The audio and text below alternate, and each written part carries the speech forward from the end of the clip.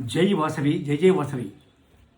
విశ్వమాత శ్రీ వాసవి కన్యకా పరమేశ్వరి దేవి ఆ శుభాశిస్సులతో మనం మొన్ననే 22వ తారీఖు మార్చ్ 2026 నాడు లాల్ బహదూర్ స్టేడియంలో అమ్మవారి శ్రీ వాసవి కన్యకా పరమేశ్వరి దివ్య జీవిత చరిత్ర నిత్య పారాయణానికి 30,000 మందికి పైగా పాల్గొని అటు ఆన్లైన్లో ఇటు ఆఫ్లైన్లో ప్రపంచవ్యాప్త ఆర్య వైశ్యులందరూ కూడా Guinness book of world record సాధించిన సందర్భంలో మీ అందరికీ నా హృదయపూర్వక వందనాలు, కృతజ్ఞతలు కూడా.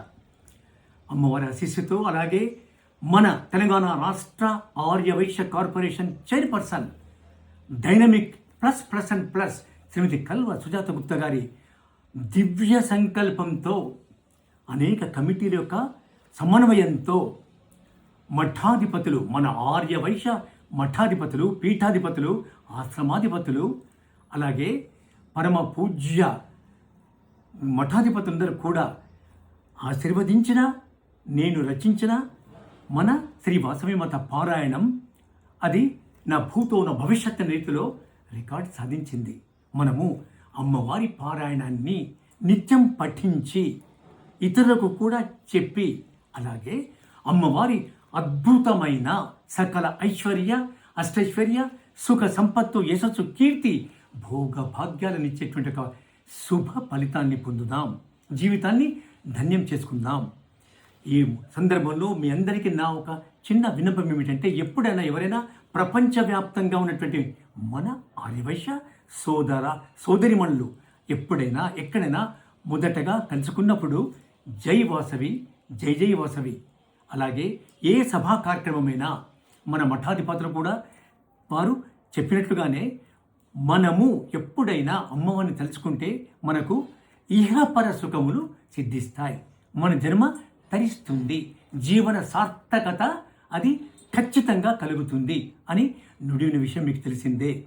ప్రపంచంలోనే సత్యం అలాగే అహింస, శాంతి, త్యాగం అలాగే సమాజ సేవ ఈ పంచభూతాల లాంటి చైతన్య శక్తి స్వరూపమైనటువంటి ఒక మూలాంశాలని విశ్వవ్యాప్తం చేసి విశ్వజనులందరికీ కూడా అందించమని చెప్పిన ఆ మాత అనేక మార్లు విశ్వరూప సందర్శనము మనకు అంటే ఈ లోకానికి కలిగింపజేశారు.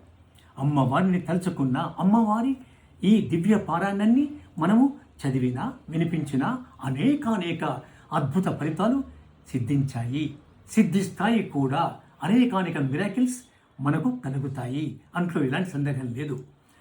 శ్రీమతి కల్వ సుజాత గుప్తా గారికి ఈ అద్భుతమైన సందర్భంలో నా హృదయపూర్వక ప్రత్యేక కృతజ్ఞతలు కూడా తెలుపుకుంటున్నాను.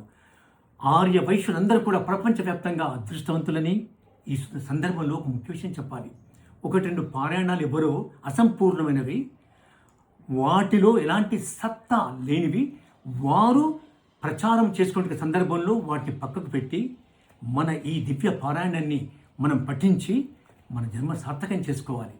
అలాగే ధర్మార్థ కామ మోక్ష చతుర్విధ పురుషార్థాన్ని పొందాలి.